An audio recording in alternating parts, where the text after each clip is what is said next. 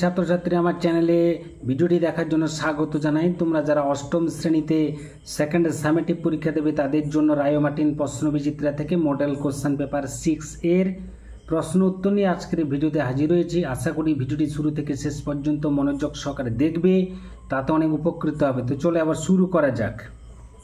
প্রথম প্রশ্ন রয়েছে একের দাগে, কৃষক আসিয়া কাঁদিয়া পড়িল, কতজন কৃষক ছিল? সঠিক উত্তর হবে 20 জন কৃষক ছিল। পরবর্তী প্রশ্ন, ঘরে ঘরে জ্বলে যায়, কি জ্বলে যায়? স্বপ্নের মৃদু মোম জ্বলে যায়। তাহলে এখানে সঠিক উত্তর হবে মোমবাতি।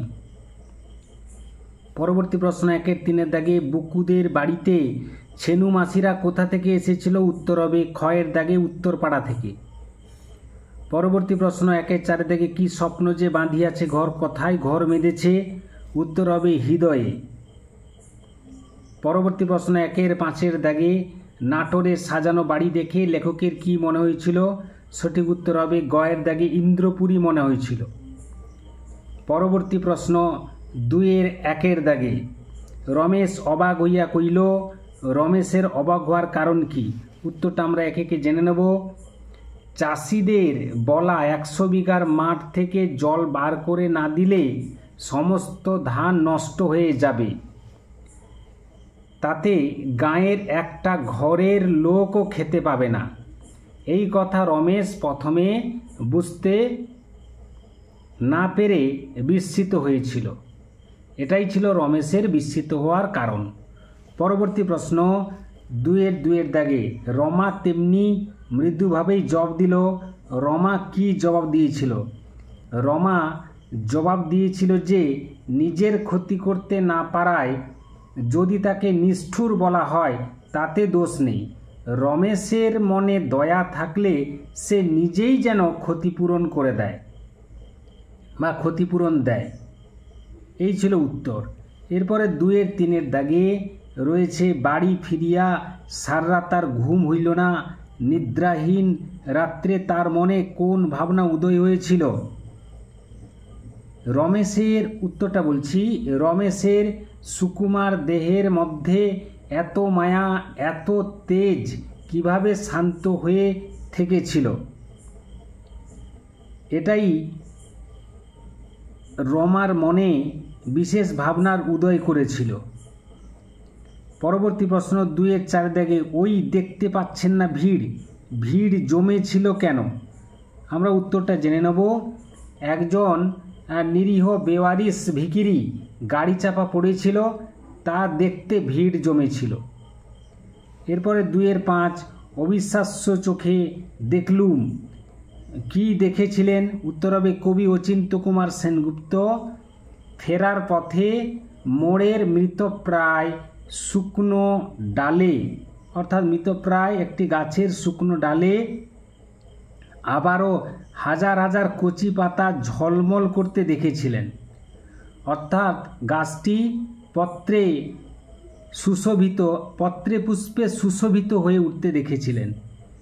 পরবর্তী প্রশ্ন 2-6 দাগে, বীজ হইতে বৃক্ষ শিশু জন্ম নেয়, কোন পরিস্থিতিতে বৃক্ষ শিশু জন্ম নেয়? জল, মাটি ও উত্তাপ পেলে বৃক্ষ শিশু জন্মগ্রহণ করে। জল, মাটি এবং উত্তাপ পেলে। পরবর্তী প্রশ্ন 2-7 দাগে, সব পথে ঘুরেছি বৃথাই রে, কে কোথায় কোথায় ঘুরেছে? উত্তরটা আমরা জেনে নেব। দুর্বার ইচ্ছায় হাওয়া পৃথিবীর সব জল সব তীর ছুঁয়ে গেছে, ছুঁয়ে গেছে বন্দর, ভিড়ে ভরা নগর, অরণ্য প্রান্তর, শূন্য তেপান্তর, এই সমস্ত জায়গায় হাওয়া ঘুরেছে। পরবর্তী প্রশ্ন 2-8 দাগে, ঢুকরে কেঁদে উঠে বলে, কি বলেছিল? বুকু ঢুকরে কেঁদে উঠে বলেছিল তার মায়ের কথাটি হলো, নিজেই তো দুপুরবেলা 100 বার করে বললে। অর্থাৎ নির্মলা দুপুরবেলা 100 বার করে বুকুকে বলেছিল, সব সময় সত্যি কথা বলবি, কারোর কাছে কিছু লুকোবি না। এখন আবার নিজেই মারছো, কি করে বুঝবো আসলে কি করতে হবে? এটাই ছিল উত্তর। পরবর্তী প্রশ্ন রয়েছে 2-10 দাগে, 9 দাগে। কেউ জানে না কো, কারা জানে না। কবির উত্তর, কবির হৃদয়ে অজানা কোনো গল্প, কাহিনী, অচেনা কোনো স্বপ্ন যে ঘর বেঁধেছে তা প্রান্তর ও প্রান্তরের শঙ্খচিল জানে, আর কেউ জানে না। পরবর্তী প্রশ্ন 2-10 দাগে, তার মতো ইংরেজি কেউ বলতে পারতো না, কার কথা বলা হয়েছে? উত্তর হবে পার্লামেন্টারি বক্তা লালমোহন ঘোষের কথা বলা হয়েছে। এর পরবর্তী যে প্রশ্নগুলো 3-1, কেবলমাত্র আমি 1 মার্কের প্রশ্নগুলো উত্তর প্রস্তুত করে দিয়েছি, বাদবাকি দীর্ঘ প্রশ্নের উত্তরগুলো তোমরা সহায়িকা বইতে সহজেই পেয়ে যাবে। মানুষ খাঁটি কিনা চেনা যায় শুধু টাকার সম্পর্কে। কে কার সম্পর্কে কথা বলেছিল? পল্লী সমাজ গদ্যাংশে রমেশ রমা সম্পর্কে এমন মন্তব্য করেছিল। তারপরে তোমরা একে একে প্রশ্নের উত্তরগুলো দেখে নিও। এবার 4 দাগে আমরা চলে আসব, ব্যাকরণগত প্রশ্ন। 4-1-1, বেনির মুখ গম্ভীর হইল না সূচক বাড়তে বা নঙ্গর্থ বাক্যে করলে হবে বেনির মুখ গম্ভীর না হইয়া থাকিল না, অথবা করা যায় বেনির মুখ প্রফুল্ল রহিল না। পরবর্তী প্রশ্ন রয়েছে 4-1-2, আমরা ছোকরার দল, আমাদের তেমন কোনো কাজকর্ম ছিল না।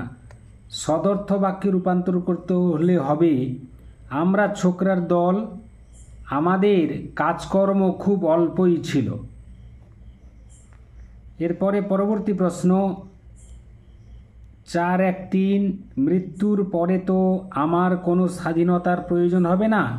সদর্থ বাক্যে রূপান্তর করলে হবে মৃত্যুর আগেই আমার যত স্বাধীনতার প্রয়োজন হবে।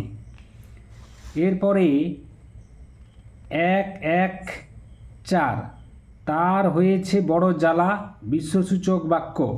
উত্তর হবে কি জ্বালায় যে জ্বলছে সে, বিস্ময়বোধক চিহ্ন।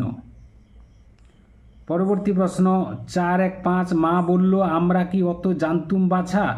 নির্দেশ বাক্য করলে হবে মা বলল আমরা বাছা অত জানতুম না। এরপরে রয়েছে 4-1-6, বকশিসের কথায় কাশীনাথ হেসে ফেলল। না সূচক বাক্যে করলে হবে বকশিসের কথায় না হেসে কাশীনাথ আর থাকতে পারল না। এরপরে রয়েছে 4-2, বাক্যে প্রয়োগ করে দেখাও। যে কোনো 5টি আমি কিন্তু তোমাদের সুবিধার্থে প্রত্যেকটি প্রশ্নের উত্তর প্রস্তুত করে দিয়েছি। দেখে নেব। প্রথম প্রশ্ন রয়েছে সমষ্টিবাচক বিশেষ্য। সমষ্টিবাচক বিশেষ্য হচ্ছে এক ঝাঁক পায়রা ধান খেতে এলো, এখানে এক ঝাঁক হচ্ছে সমষ্টিবাচক বিশেষ্য। আত্মবাচক সর্বনাম, রতন আপনা আপনি এ কাজ করে ফেলেছে, এখানে আপনা আপনি হচ্ছে আত্মবাচক সর্বনাম। পরোক্ষবোধক নির্দেশক সর্বনাম, ওই দেখা যায় বলা কাজ সারি, তাহলে ওই হবে পরোক্ষবোধক নির্দেশক সর্বনাম। বিশেষণের বিশেষণ, খুব ঠান্ডা হাওয়া বইছে, তাহলে খুব হচ্ছে বিশেষণের বিশেষণ। আলংকারিক অব্যয়, এ তো মেয়ে নয় দেবতা নিশ্চয়, এখানে তো হলো আলংকারিক অব্যয়। সংযোজক অব্যয়, রূপম ও তুমি আমার প্রিয় বন্ধু, এখানে ও হচ্ছে সংযোজক অব্যয়। এরপরে আমরা জানবো 4-3-1, হাত শব্দটি একাধিক অর্থে প্রয়োগ করে 3টি বাক্য লেখো। খেয়াল রাখো লোকটা একটু হাত টানের দোষ আছে, এখানে হাত চুরির স্বভাব অর্থে ব্যবহার করা হয়েছে। এসব বিষয়ে আমার কোনো হাত নেই, এখানে হাত শব্দটা প্রভাব অর্থে বোঝাতে ব্যবহার করা হয়েছে। দিদির বিয়েতে ব্যস্ততার দরুন কোনো কাজে হাত দিতে পারিনি, এখানে শুরু করা অর্থে হাত শব্দটা ব্যবহার করা হয়েছে। এরপরে মাথা শব্দের যে কোনো 2টি প্রয়োগ করতে বলা হয়েছে, বাক্যে চিহ্নিত করতে বলা হয়েছে। রায়বাবু আমাদের পাড়ার মাথা, এখানে মাথা শব্দটা কর্তা অর্থে প্রযুক্ত হয়েছে। পড়াশোনায় মেয়েটির পাকা মাথা, এখানে মাথা শব্দটা মেধাবী বোঝাতে ব্যবহার করা হয়েছে। এই ছিল আজকের ভিডিও। আশা করি ভিডিওটি ভালো লেগেছে। লাগলে অবশ্যই একটা লাইক করে দাও, শেয়ার করে দাও। চ্যানেলে নতুন হয়ে থাকলে চ্যানেলটি অবশ্যই সাবস্ক্রাইব করে চ্যানেল পাশে থাকো। ভিডিওটি এতক্ষণ ধরে দেখার জন্য ধন্যবাদ রইল। নেক্সট ভিডিও আবার তোমাদের সঙ্গে দেখা হচ্ছে।